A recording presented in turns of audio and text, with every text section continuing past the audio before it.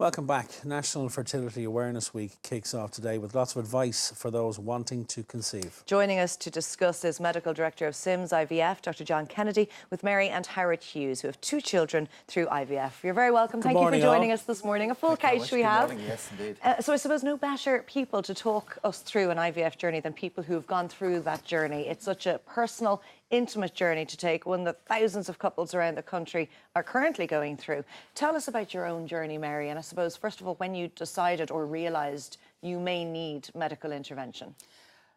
We decided in 2008 we needed medical intervention because of what had happened to us previously. A month before we got married in 2007, I had an ectopic pregnancy. I was 3 months pregnant. I didn't know. So when people say, you know, how did she not know she was pregnant? I didn't know. I had full monthly cycle. And that resulted in me losing an ovary and a fallopian tube.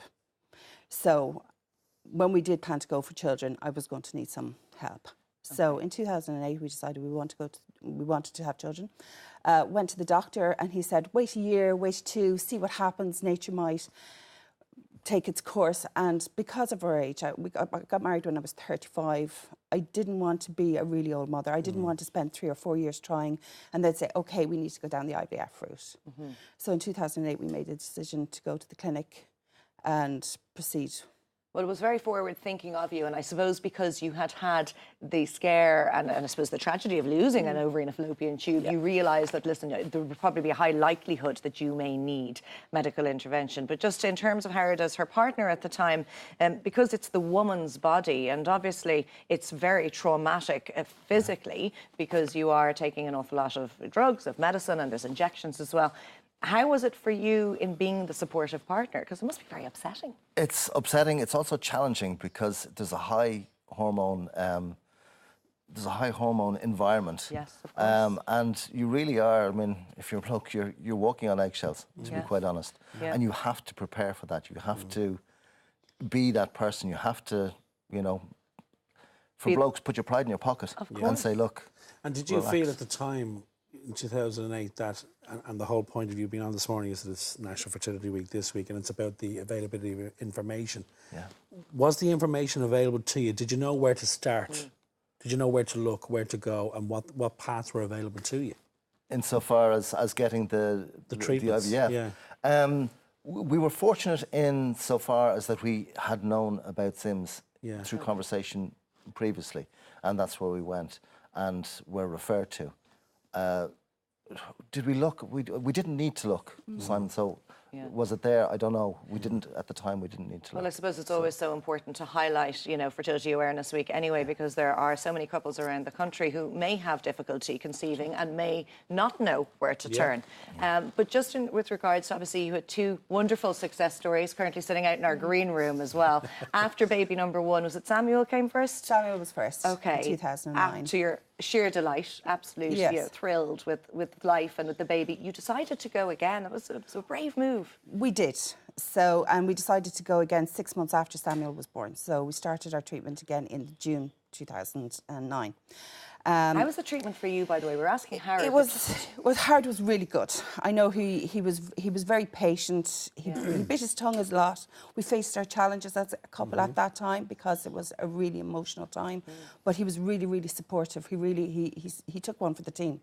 Right, okay. Yeah. And then Avian came along. So the reason we went, to come back to your question, the reason we went so soon afterwards, we had 9 embryos left after our first cycle. Okay. And we were sure we wanted more children, so we decided to go again. Okay. As a result of that, of those 9 embryos, 2 were implanted.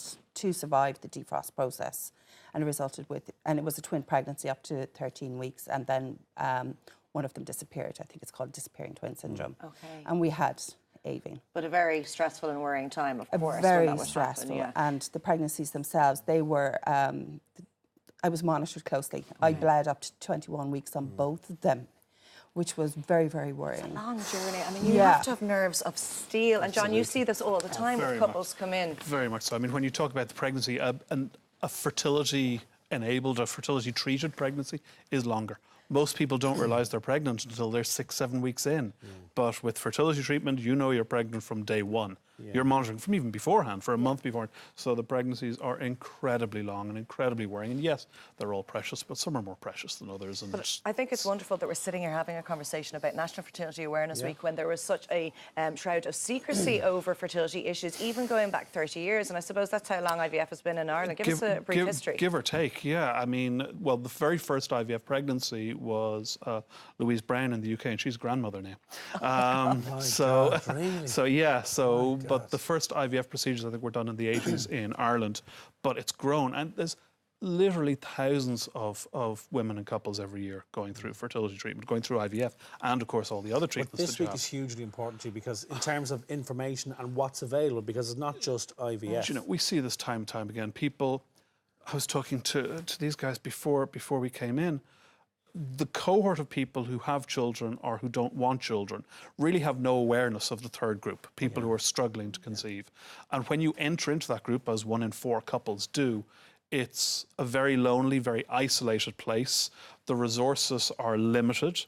The information is mostly online. It's community-based, which is great, but it's not necessarily core, valuable information. So getting the message out there, especially to younger women about, and younger men too, about being aware of their own fertility potential, about just maybe checking on this at a younger age and trying to anticipate problems down the line, it's invaluable. And John, many people would say that IVF would be seen as a last resort. There are other types of treatment available. IUI, oh, very much. I mean, egg sperm donation, is that more popular now? Hugely. Okay. So you have timed intercourse, so just keep trying yourselves, and I think that's something that gets forgotten about in the mix. A lot of people use ovulation prediction kits and the little Well, Mary was told to wait a year or so. That seems like a long time if you think there's a problem. It's very variable.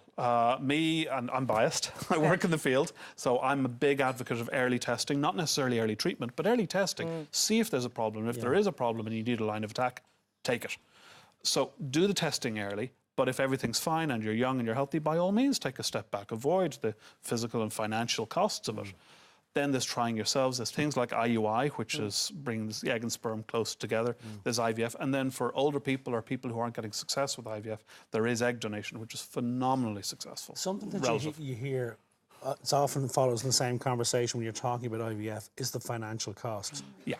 Because it's huge. It is huge. I mean, are we getting any better with that? Are we getting any help? What's available to us? Is there anything available to us? In Ireland, there's 2 forms of financial assistance. One is on the medication side, and we're unusual in Europe in that the government will cover the cost of the medications, which can be really expensive. The second is you get tax relief on it, but that's it. Most other European countries would have some form of publicly funded IVF. We don't have that. I had a conversation with the Department of Health. A bunch of us from fertility clinics around Ireland had a conversation with the Department of Health last year. They were talking about public funding models. I don't think it's high on the agenda list. John, thanks for that. Mary, Howard, final words, final thoughts from you. Having gone through it all, you've come out the other side now.